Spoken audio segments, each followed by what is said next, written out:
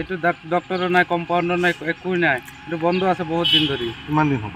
1-2 বছৰ হ'ল বন্ধ হৈ আছে। আপোনালোকৰ পশুবিলাক বা আনিলে কি হ'ব? আনিলে ইয়াত ডক্টৰ নাই, ৰূপহী ডক্টৰক ফোন মাৰিব লাগে। ৰূপহী ডক্টৰ আহি পেলাই বেজি টেজি কিবা মাৰিব লাগে। ঘৰে বেজি মাৰি দিয়ে। এনেই ইয়াত নবহে। এতিয়া ডাক্তৰে কি দৰমহা লৈ আছে? ডক্টৰৰ দৰমহা লৈ আছে। চৰকাৰী মানুহ কোনোবা আহে নেকি? নাই, কোনো নাহে এতিয়া। ডক্টৰ নাই, একো নাই, কম্পাউণ্ডাৰ নাই।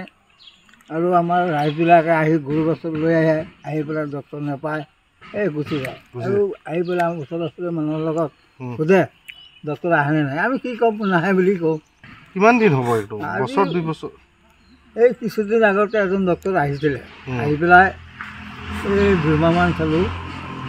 1 মাহ 1.5 মাহ পিছত এদিন আহে, আকৌ আৰু নাই, কোনেও নাই, এনে অৱস্থা হৈ পৰিছে।